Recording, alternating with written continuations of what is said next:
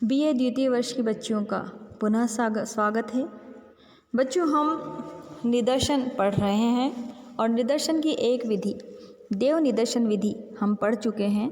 आइए निदर्शन की अन्य विधियों को भी हम आज के अध्याय में पढ़ लें। तो देव निदर्शन के अतिरिक्त जो निदर्शन की विधि है उनमें एक विधि है उद्देश्यपूर्ण या सविचार निदर्शन विधि। जब अनुसंधानकर्ता जानबूझकर किसी विशिष्ट उद्देश्य से समग्र में से अध्ययन हेतु कुछ इकाइयों का चुनाव करता है तो उसे उद्देश्यपूर्ण या सविचार निदर्शन कहते हैं। इस प्रकार के चुनाव में चुनने वालों की इच्छा, उसका निर्णय तथा उद्देश्य ही प्रधान होता है। आकस्मिकता पर कुछ भी नहीं छोड़ा जाता। इस विधि का मुख्य आधार यह है कि अनुसंधानकर्ता पहले से ही समग्र की इकाइयों के बारे में परिचित होता है। एडोल्फ जेनसन के शब्दों में सविचार निदर्शन से तात्पर्य इकाइयों के समूह को इस प्रकार चुनने से है कि चुने हुए वर्ग मिलकर जहाँ तक हो सके वहीं औसत या अनुपात प्रदान करें जो समग्र में है।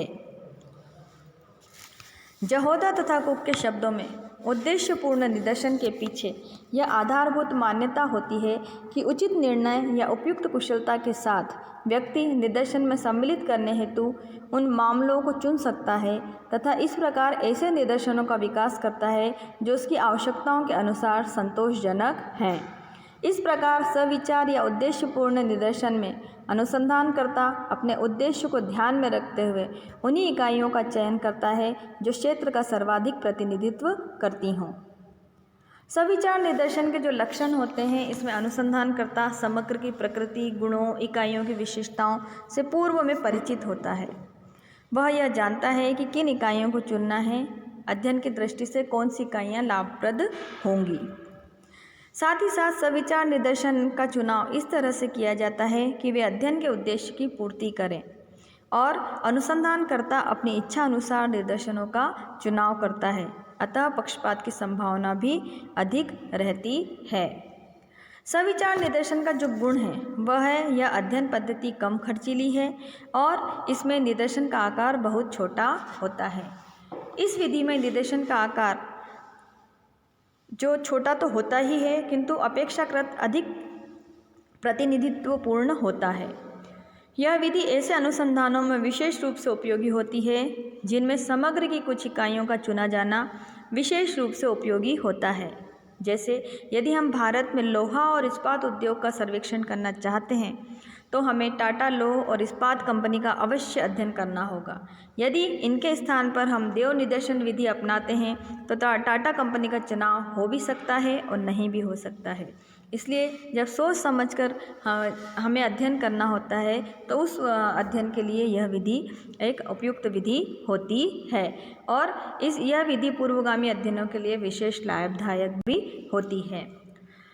इस विधि में इतनी खूबियाँ होने के बाद भी चूँकि इसमें हमें समग्र का पहले से ज्ञान होना जरूरी होता है, कई बार हमें इकाइयों का ज्ञान पहले से नहीं होता। इकाइयों के चुनाव में भी पक्षपात आने की पूरी संभावना इस विधि में बनी होती है। निदर्शन की जो अगली विधि है वह विधि है स्तरित या वर्गीकृत निदर्शन। यह विधि देव निदर्शन और सविचार निदर्शन का मिश्रित रूप है। इसे मिश्रित निदर्शन भी कहते हैं। इस विधि का प्रयोग देव निदर्शन और सविचार निदर्शन दोनों ही के लाभों को एक साथ प्राप्त करने के लिए किया जाता है।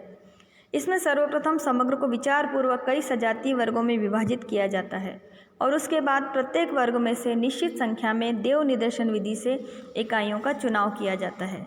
जैसे यदि हमें किसी नगर में जाति व्यवस्था का अध्ययन करना है तो हम पहले संपूर्ण नगर को विभिन्न जातियों में बांट देंगे और उसके पश्चात प्रत्येक जाति या समूह में से देव निदर्शन विधि से निश्चित मात्रा में इकाइयों का चयन करेंगे।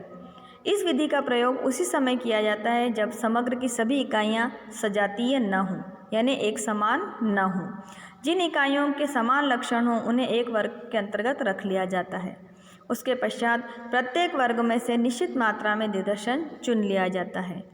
स्तरित निदर्शन विधि का प्रयोग करते समय हम कुछ बातों को ध्यान में भी रखें तो यह विधि बहुत अधिक उपयोगी होती है। जैसे समग्र की सभी विशेषताओं को ज्ञात करके उसे उनके आधार पर विभिन्न स्तरों में वर्गीकृत कर लें। प्रत्येक स्तर का आकार इतना बड़ा हो कि उसमें से निदर्शन हेतु इकाइयों का चयन किया जा सके। विभिन्न स्तरों में पूर्ण रूपेण सजातीयता हो, अर्थात प्रत्येक वर्ग में आने वाली इकाइयों में एक रूपता हो तथा एक वर्ग समग्र के एक ही गुण का प्रतिनिधित्व करे। विभिन्न स्तरों या वर्गों में से इकाइयों का चुनाव उसी अनुपात में किया जाए जिस अनुपात में उनकी संख्या समग्र में है। वर्ग स्पष्ट तथा सुनिश्चित होने चाहिए ताकि प्रत्येक इकाई किसी न किसी वर्ग में आ जाए और कोई भी इकाई एक से अधिक वर्गों में न आए। वर्गों का निर्माण अध्ययन की विषय की प्रकृति के अनुरूप हो। स्तरित निदर्शन जो है वो 3 प्रकार के होते हैं। एक होता है अनुपातिक स्तरित निदर्शन। इस विधि के अनुसार प्रत्येक वर्ग में से निदर्शन हेतु उतनी ही इकाइयों का चयन किया जाता है जिस अनुपात में वर्ग की कुछ इकाइयाँ समग्र में हैं। दूसरा होता है असमानुपातिक स्तरित निदर्शन।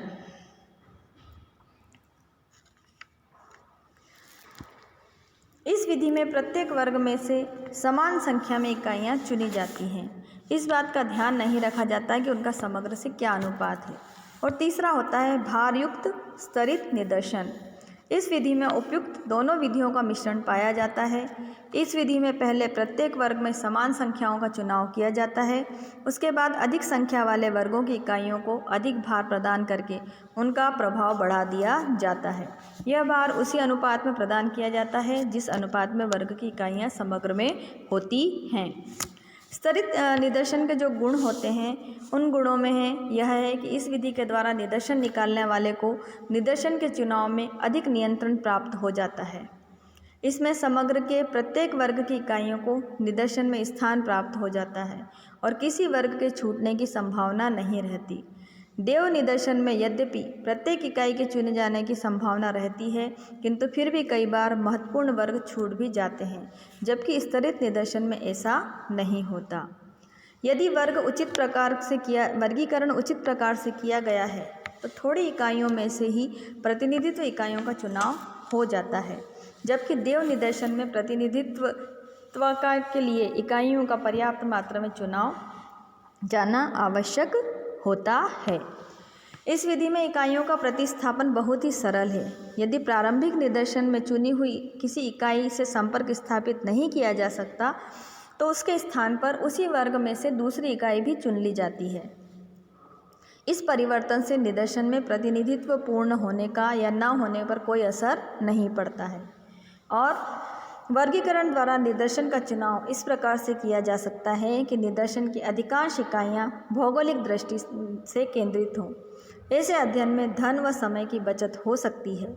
देव निदर्शन की इकाइयाँ बिखरी होने के कारण इकाइयों के चुनाव में इस प्रकार का नियंत्रण नहीं रहता। बस अगर देखा जाए स्तरित निदर्शन में जो दोष होता है वह यह होता है कि यदि वर्गों का निर्माण उचित प्रकार से नहीं किया जाए तो निदर्शन चुनने में पक्षपात आने की संभावना रहती है। ऐसा भी हो सकता है कि कुछ वर्गों में से अधिक इकाइयों का चुनाव कर लिया जाए और कुछ में से कम का। ऐसी स्थिति में निदर्शन प्रतिनिधित्व पूर्ण नहीं रह पाता है। प्रतिनिधित्व पूर्ण होने के लिए निदर्शन का समानुपातिक होना आवश्यक है, किंतु भिन्न भिन्न वर्गों के आकार में यदि बहुत अधिक भिन्नता है तो उनमें समानुपात का गुण लाना कठिन होता है। साथ ही चुनाव करने वाले व्यक्ति की व्यक्तिगत रुचि का भी निदर्शन चुनाव पर उसका असर पड़ता है। कुछ अन्य प्रकार के निदर्शन भी हैं, जैसे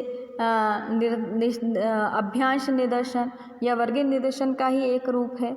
इसमें सर्वप्रथम समग्र को कई वर्गों में विभाजित किया जाता है, फिर प्रत्येक वर्ग में से चुनी जाने वाली इकाइयों की संख्या तय कर ली जाती है।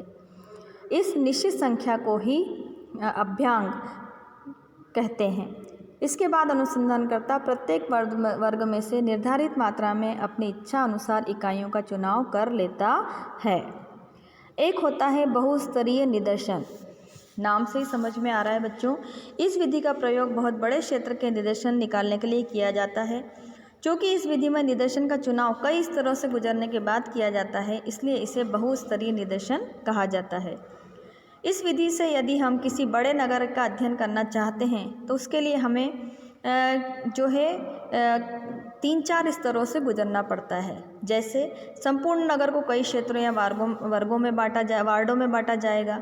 ये क्षेत्र क्षेत्रफल की दृष्टि से एवं निवासियों की दृष्टि से समान होने चाहिए। दूसरा, प्रत्येक क्षेत्र में कुछ गृह समूहों का चुनाव देव निदर्शन के आधार पर कर लिया जाना चाहिए। प्रत्येक गृह समूह में से कुछ परिवारों का चुनाव देव निदर्शन के आधार पर किया जाए और प्रत्येक परिवार में से एक व्यक्ति को अध्ययन के लिए चुना जाए। इस प्रकार इस विधि में अंतिम चुनाव कई चरणों में जाकर होता है। इस विधि में स्तरित निदर्शन विधि व देव निदर्शन विधि दोनों का प्रयोग किया जाता है। इसलिए इस विधि को हम बहुस्तरीय निदर्शन भी कहते हैं। निदर्शन का एक और प्रकार है, वह है सुविधाजनक निदर्शन। जैसा कि इसके नाम से ही स्पष्ट है, इस विधि में निदर्शन का चुनाव अध्ययनकर्ता की सुविधा अनुसार किया जाता है। अनुसंधानकर्ता निदर्शन का चुनाव करने से पूर्व समय, धन, श्रम, इकाइयों से संपर्क करने की सुविधा, स्रोत की सूची, उपलब्धता आदि बातों को ध्यान में रखता है। इसे अनियमित, आकस्मिक, अवसरवादी व लापरवाही पूर्ण निदर्शन भी कहते हैं। इस विधि के अवैज्ञानिक एवं पक्षपात पूर्ण होते हुए भी कई बार अध्ययन हेतु इसी का प्रयोग किया जाता है। इस विधि का उपयोग तब किया जाता है जब समग्र पूर्णतया स्पष्ट न हो, या जब निदर्शन की इकाइयाँ स्पष्ट न हो, या जब स्रोत सूची मिली ही न हो। यह विधि सरल, मितव्ययी, गहन अध्ययन एवं यथार्थ निदर्शन की संभावना का गुण रखती है। फिर है चयनित निदर्शन। कई बार निदर्शन का चुनाव नहीं किया जाता, वरन संबंधित व्यक्ति स्वयं ही निदर्शन में सम्मिलित होने का प्रस्ताव करता है। इसलिए ही इसे स्वयं चयनित निदर्शन कहते हैं। जैसे कोई साबुन कंपनी यह जानना चाहती है कि उसके साबुन को कितने लोगों ने पसंद किया, तो वह रेडियो, टेलीविज़न, समाचार पत्रों द्वारा इसकी घोषणा करवा दी जाती है कि लोग अमुक साबुन के बारे में अपनी राय अमुक पते पर भेजें। कई बार समाचार पत्रों में प्रश्नावलियाँ भी प्रकाशित कर दी जाती हैं, जिससे इच्छुक व्यक्ति भरकर संबंधित संस्था या व्यक्ति को भेज देते हैं। एक और विधि चलते चलते हम समझ लेते हैं, वो है क्षेत्रीय निदर्शन। इस विधि में समग्र को कई छोटे छोटे क्षेत्रों में विभाजित करते हैं। उसके पश्चात संपूर्ण क्षेत्र का अध्ययन किया जाता है। चूँकि इसमें इकाइयों के एक समूह का अध्ययन किया जाता है, इसलिए इसे संभाग निदर्शन, क्लस्टर सैंपलिंग भी कहते हैं। इसे स्पष्ट करते हुए मोजर और कार्ल्टन लिखते हैं, जब इकाइयों के संपूर्ण समूह को ही निदर्शन के रूप में चुन लिया जाता है, तब यह चयन प्रक्रिया संभाग निदर्शन कहलाती है। क्षेत्रीय निदर्शन का उपयोग कृषि क्षेत्रों के अध्ययन के लिए विशेष रूप से किया जाता है। आपराधिक क्षेत्र एवं जनसंख्या अध्ययनों के लिए भी इस विधि का प्रयोग किया जाता है। तो आशा करती हूँ बच्चों, आपको निदर्शन के विभिन्न प्रकारों के बारे में जानकारी प्राप्त हो गई होगी।